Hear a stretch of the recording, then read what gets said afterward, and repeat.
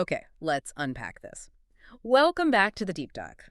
Today we are taking a look at some really insightful source material, breaking it all down to give you the essential knowledge you need to be well informed and spiritually prepared. And we are starting a journey today. A spiritual pilgrimage, really, that begins in a place that maybe is a little surprising. It starts in a place of real difficulty. It does. We're opening up the Psalms, specifically Psalm 120. This is the one that really kicks off an entire collection. That is exactly right. We're focusing on the very first Song of Ascents. And this whole discussion is structured from some really comprehensive teaching material that's been supplied by the You Need Faith in Jesus team. Right.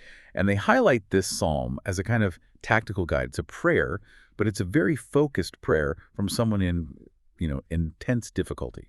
It really offers a roadmap for any believer who feels like they're under siege by a hostile world. So our mission today is to go, beyond just a surface reading. We want to pull out those clear, profound insights, and I think most importantly, the practical, actionable steps. Yes. Steps for navigating a world that uses one particular weapon against us over and over again. The weapon of words, of slander, and of deceit.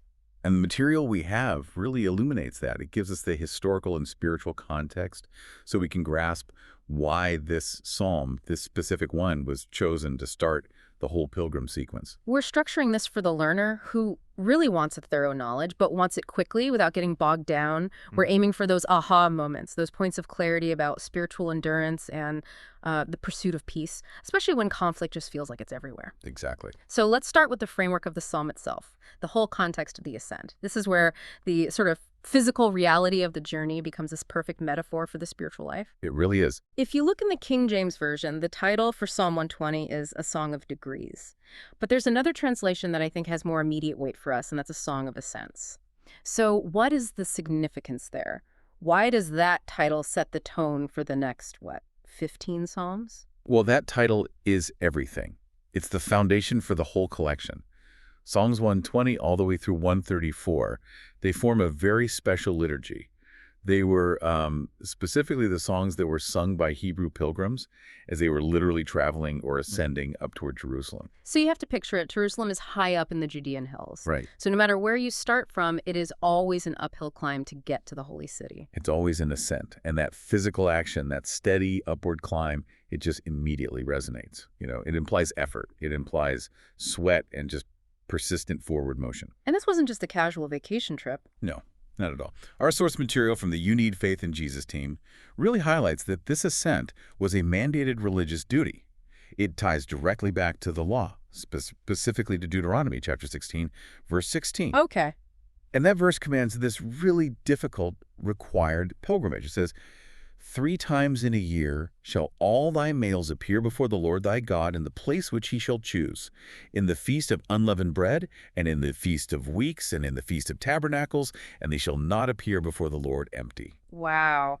So every faithful male had to make this physically grueling trek 3 times a year for these huge feasts. Right. This wasn't a one-off hike. This was a long-distance, repetitive, and I imagine often dangerous journey. You're going through rugged terrain. It could take days, maybe even weeks, depending on where you were coming from. Oh, absolutely. Think about the practical side of it. The heat, the dust, just the fatigue of traveling with your whole family, your neighbors, you're carrying provisions, and there's this constant threat of robbers or, hostile tribes along the way. So arduous is probably an understatement. It is. The physical experience of leaving home and committing to that gradual, often painful climb that defines the emotional state of the person who is singing Psalm 120. And that physical climb gives us the perfect framework for our own spiritual pilgrimage. The commentary we have explains that so clearly. Our spiritual walk with God, it always parallels that ascent. It begins in a difficult spot, Right. a low place of distress, as they put it. You're far from your ultimate destination, which for us is our heavenly home. Right. And the essential spiritual point is this. The pilgrim is already burdened. They're feeling the pressures of life, the pressures of the journey itself, but they are committed to moving up. They're facing reality. I think that's such a crucial point for you to grasp. Yeah. We often wish our spiritual journey started on some mountaintop of ease, But this psalm says no, the pilgrimage begins in a low place. It starts in a spot of recognized need. Exactly. We start by looking up for help, not by looking around proudly at what we've already done. Precisely. The starting point of Psalm 120 really mirrors the starting point of genuine faith. The singer is dealing with these complex, confining problems, but their heart and their hopes are fixed on God and His holy city. It's the music of someone who is burdened, but they are refusing to give up that upward path. So that gives us the whole narrative for our discussion today. It's the thread that ties all these verses together. The ascent requires us to continuously shed burden so we can keep climbing. Yes, the weight of fear, the weight of vengeance, the weight of isolation, all these things will stop a pilgrim right in their tracks. That structure is vital. The pilgrimage itself becomes this act of transformation that happens on the journey as you identify and drop those burdens. And this first song just captures the exact feeling of someone who is burdened but also committed. It's the prayer of a weary traveler who knows the journey has to continue, and the very first burden to drop is the weight of present fear. That makes perfect sense. And knowing that the ascent begins in struggle, that recognition has to lead you to the only way forward. A cry for help. A desperate cry for help, which is exactly what we see in the psalmist's immediate personal testimony. So let's start with the scripture itself. This first verse is short, but its placement right at the beginning of the Songs of Ascents makes it so foundational. Could you give us the King James version of this crucial first verse? Of course. The pilgrim starts right here. He's establishing the bedrock of how he responds to conflict. It's Psalm 120, verse 1. In my distress I cried unto the Lord, and He heard me. What's so striking to me right away is that he doesn't open with a complaint about his current problem. No. He begins with this declaration of faith that's rooted firmly in his past experience. That's a very deliberate choice, right? It's designed to build spiritual momentum for the climb ahead. It's the absolute opposite of panic. He Yeah. sets his foundation immediately by just cataloging God's past faithfulness. He's not wasting any time saying, oh, look at this giant mountain of problems I have now. He's saying, I know how this works, because the last time I was at my lowest point, God delivered me. Let's define that core word, distress. What does the Hebrew word tell us that maybe gets a little lost in the English translation? With the root word, Sarah, it literally means tight or confined or narrow. The commentary from the You Need Faith in Jesus team describes it as a tight, confined, and pressuring situation. So it's like being squeezed. Exactly. It implies being squeezed or even crushed with no obvious way out. It's not a minor annoyance. It's a situation that feels spiritually claustrophobic. It's crushing. So the psalmist is starting his climb from this narrow, almost suffocating place. And what was his immediate, unscripted response to that feeling? He remembers this wholehearted, desperate appeal. I cried unto the Lord. This wasn't some passive, beautifully composed prayer. Right. This was a desperate, primal, full-throated cry to the only one who could possibly get him out of that tight spot. It's the definition of turning from self-reliance to total divine dependence. And the response, which is the most powerful part of this whole statement, is, and he heard me. That word heard carries a lot of weight here, doesn't it? It really does. Our sources stress that this phrase means so much more than just God being aware of the sound.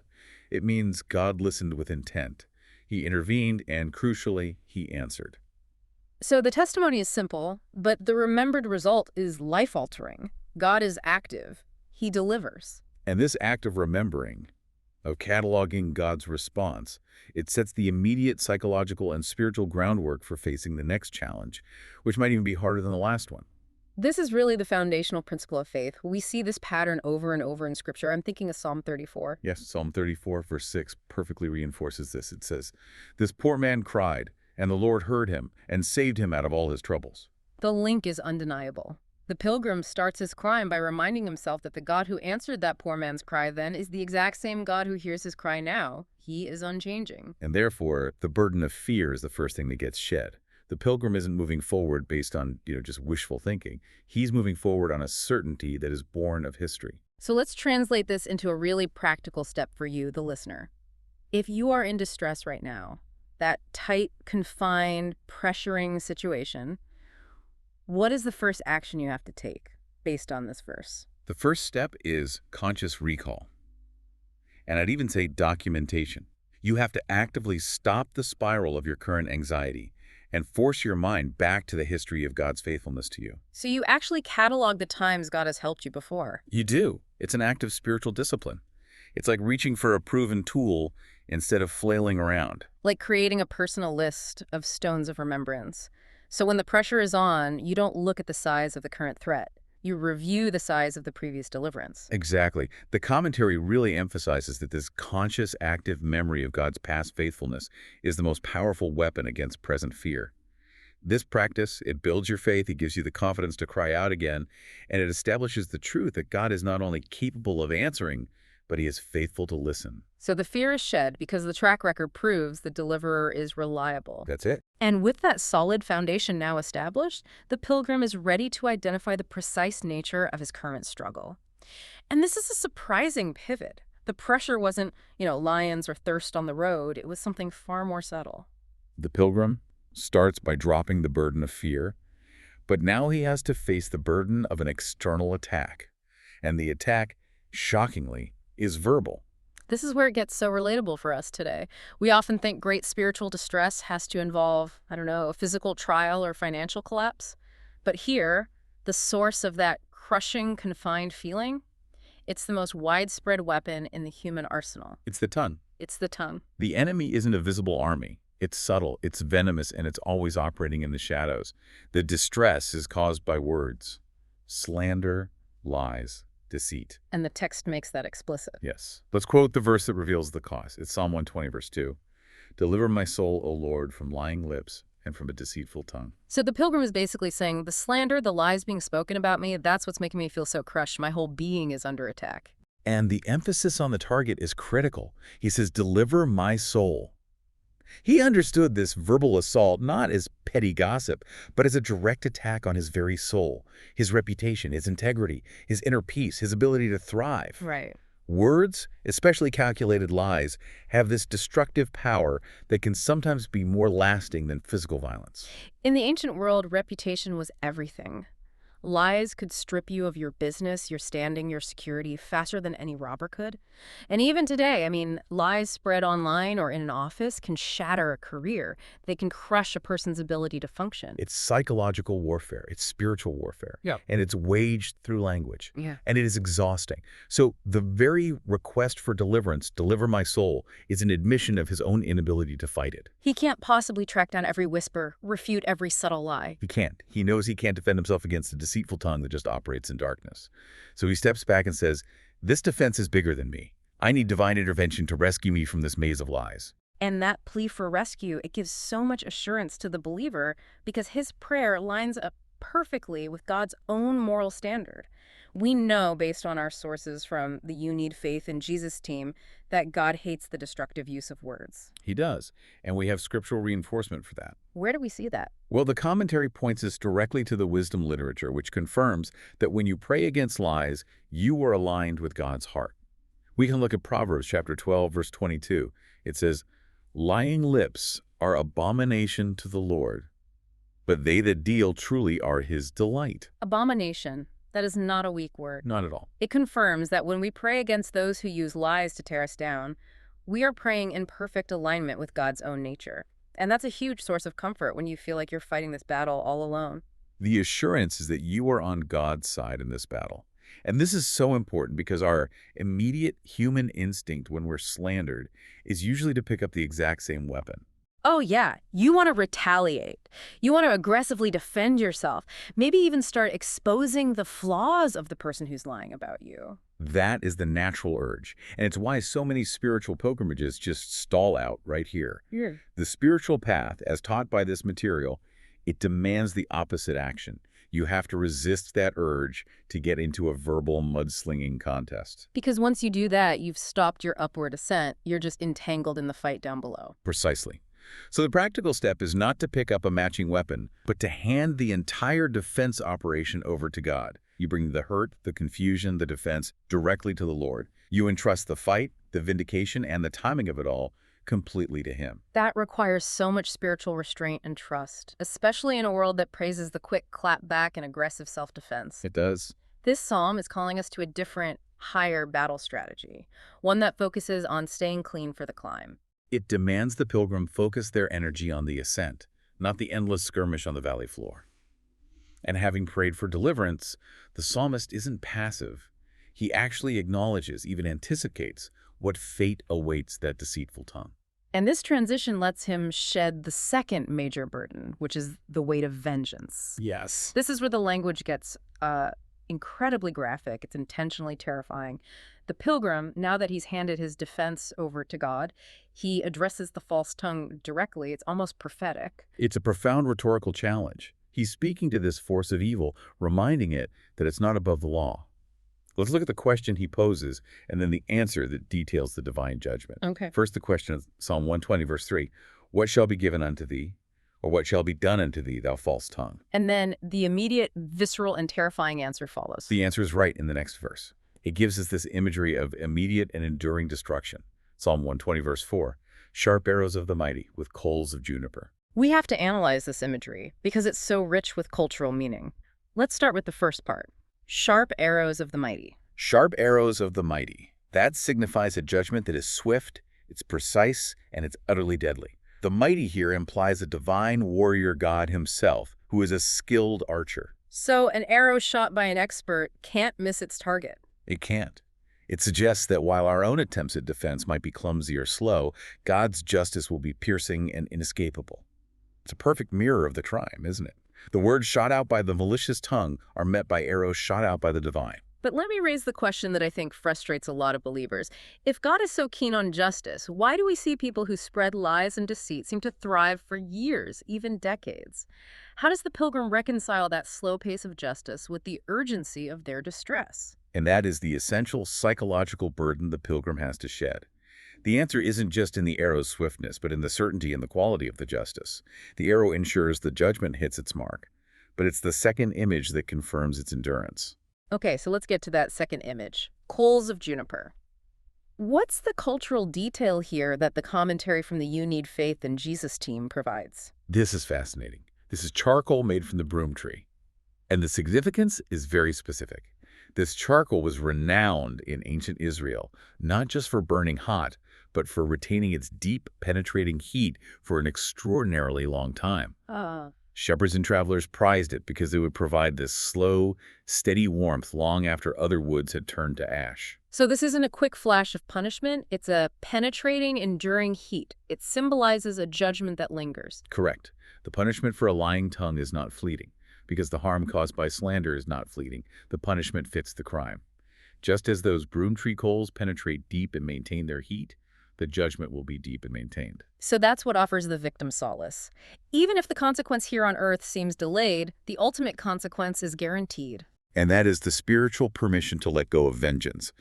The certainty of that sharp arrow and the coals of juniper allows the pilgrim to shed that heavy baggage and keep climbing without being weighed down by personal bitterness. And this ancient imagery, it connects directly to the New Testament's warnings about unchecked speech. It does. The New Testament picks up this exact theme of the tongue's destructive power and connects it explicitly to divine fire. Where do we find that parallel? We see it most vividly in James chapter 3, verse 6. The Apostle James is addressing the church directly, and he says, "And the tongue is a fire, a world of iniquity. So is the tongue among our members, that it defileth the whole body, and setteth on fire the course of nature, and it is set on fire of hell." Wow. That is a direct and terrifying connection back to the coals of juniper. The destructive power of the tongue, the gossip, the slander. It's a fire started by hell itself. And it is fittingly met with God's purifying, enduring fire. It confirms that the seriousness of the psalmist's complaint is taken with equal, ultimate seriousness by God across all of Scripture. So let's bring this back to a practical application. What are the dual warnings and comforts this imagery provides for you, the listener, today? Well, first, there's a sobering warning for self-reflection. We have to recognize the seriousness of our own speech. This imagery isn't just about the enemy out there, it's a critical internal mirror. Right. If we're praying for God to judge the lying lips of others, we have to ensure our own are guarded, knowing that the righteous judge holds all of us accountable for our words. That self-examination is non-negotiable for the pilgrim. Absolutely. Yeah. But secondly, this imagery offers profound comfort to those who have been deeply wounded by lies. It serves as a stark reminder that God sees. He measures the harm. He's the ultimate arbiter, and his justice, swift as an arrow, enduring as juniper coals, will ultimately prevail. And that certainty frees us from the need to personally execute vengeance. Exactly. We drop the burden of vengeance and we keep moving. So, having surrendered the fear and the fight for justice, the pilgrim now confronts the emotional reality of their environment. The focus shifts from the action of the enemy to the long, weary duration of the conflict. That isolation, that spiritual loneliness, it's the natural, inevitable result of enduring this kind of hostility. Now, the psalmist expresses this cry of deep spiritual alienation. He feels like a complete foreigner, not just physically distant from Jerusalem, but morally distant from the people all around him. He's living in a territory that is fundamentally hostile to his faith. And he gives this emotion a physical address, which is remarkable. He connects his internal misery to external geography. Let's look at the verse, Psalm 120, verse 5. Woe is me that I sojourn in Mesech, that I dwell in the tents of Kedar. Woe is me. That cry of misery is immediate. But Mesech and Kedar, these names are almost mythological to a modern ear. What did they symbolize to an Israelite pilgrim making that climb? They're symbolic shorthand for utter spiritual opposition and alienation. Mesech refers to a remote foreign people, maybe associated with modern-day Turkey or the Black Sea region. So far away. Very far away. To an Israelite, Mesech symbolized the godless, uncivilized, distant corners of the world, a culture that was utterly removed from and indifferent to the laws of God. It represents a cold, distant apathy. Okay, so that's Mesech. What about Kedar? Kedar was different. Kedar was a well-known, nomadic, warlike Arab tribe from the Arabian desert. They were famous for their tents and for their aggressive, volatile nature. So Kedar symbolized close, active, aggressive opposition, paganism and continuous hostility right on your border. So by saying he's sojourning in Mesech and dwelling in the tents of Kedar, he's expressing that he is spiritually living in a place that is simultaneously indifferent, like Mesech, and aggressive, like Kedar, towards his faith. He's surrounded by both hostile action and moral distance, and that perfectly encapsulates the misery of being a believer today. You might be surrounded by indifference in one area of your life, a community that just doesn't care about truth or holiness. That's your Mesech. And at the same time, You're dealing with direct, active hostility in another area, maybe a toxic workplace or a vicious social media thread. That's your Kedar. The pain is that he feels like an alien in his own life. And that feeling is absolutely the universal believer's experience. The New Testament confirms this is what we should expect. It does. The Apostle Peter confirms this in 1 Peter chapter 2, verse 11. He's speaking directly to believers and says, Dearly beloved, I beseech you as strangers and pilgrims, abstain from fleshly lusts, which war against the soul. Strangers and pilgrims. Our citizenship is elsewhere. We're pilgrims making an ascent to a different home. So feeling like a stranger, like you're dwelling in Mesech, that's not a sign that you're doing something wrong. It's actually a sign that you're doing something right. It's evidence that your heart is rightly focused on your true home, which is upstream. The guidance from the You Need Faith in Jesus team emphasizes that this feeling of alienation is an expected and essential part of the pilgrimage. Now, the next verse deepens this suffering. It shows the weariness caused not just by the hostility, but by its sheer duration. This isn't just a quick visit to the tents of Kedar, it's a long, settled period of conflict. And this is a crucial addition that speaks directly to our need for spiritual endurance. It's Psalm 120, verse 6. My soul hath long dwelt with him that hateth peace. Long dwelt. That phrase speaks to a deep, chronic, settled weariness. This opposition hasn't been a week-long spat. It's an environmental stressor that has taken a severe emotional and spiritual toll. And the opposition isn't just passive disagreement. It is active hatred of a fundamental divine concept, peace. And we have to pause here to really define that word peace. In Hebrew, it's shalom. Shalom, which is so much richer than just our modern idea of peace as the absence of war. So much richer. Shalom means wholeness, completeness, well-being, harmony, prosperity, reconciliation. The pilgrim is surrounded by people who fundamentally hate shalom. They thrive on strife, on discord, on destruction, on fragmentation. They oppose the very way of God. They are committed to conflict as a way of life, which perfectly mirrors the hostility that Christ warned his followers to expect. Jesus prepared his disciples for this exact weariness. In John chapter 15, verse 18, he says, If the world hate you, ye know that it hated me before it hated you. The world, by its nature, is opposed to the Prince of Peace, and so it will oppose those who bear his name and pursue his values. This gives so much validation to you, the listener, if you're feeling that deep, settled weariness, that long-term, low-grade hostility in a difficult marriage or a dysfunctional family or a toxic job. You're exhausted because you are dealing with people who fundamentally hate shalom. And that validation is the comfort of this verse. It reminds you that God sees and understands the emotional toll this hostile environment takes on your soul. The exhaustion is legitimate. And this allows the pilgrim to shed the burden of isolation. Yes. So the practical step here isn't to pretend the conflict doesn't exist or to try and change the world overnight. It's to shift your perspective on the hostility itself. You recognize that long-term hostility is an expected, defining part of the pilgrimage. So you accept the weariness not as a personal failure, but as proof that you are remaining distinct from the spirit of Meshech and Kedar. Exactly. And you take comfort that God sees the duration and understands its depth. This acceptance allows you to endure the longed well faithfully, which leads us right to the final verse, the necessary conclusion for a spiritual pilgrim, the painful dilemma of the peacemaker. This last verse just encapsulates the deep frustration of the pilgrim who has done everything right. They've shed their fear, they've surrendered their vengeance, they've accepted their exile, and they are still actively seeking good, only to be aggressively pushed back. It's the perfect, painful summary of trying to live faithfully among those who hate shalom. Let's read the verse that concludes the psalm. It's Psalm 120, verse 7. I am for peace, but when I speak, they are for war. I am for peace. I mean, that is a clear, unambiguous declaration of the pilgrim's core character, his intention. He wants reconciliation. He wants harmony. He's making a proactive effort to communicate. But the moment he speaks, the moment he tries dialogue or compromise, his peaceful words are immediately twisted. They're interpreted as weakness, or they're used as new leverage for aggression. They are for war. His intentions are weaponized against him. And that makes his situation feel totally hopeless from a human perspective. It's the heartbreaking dilemma of trying to pursue peace with someone who is dedicated to burning the bridge down. This scenario is so common. You try to resolve a conflict, and the other person just uses your kindness or your sincerity to attack you even more.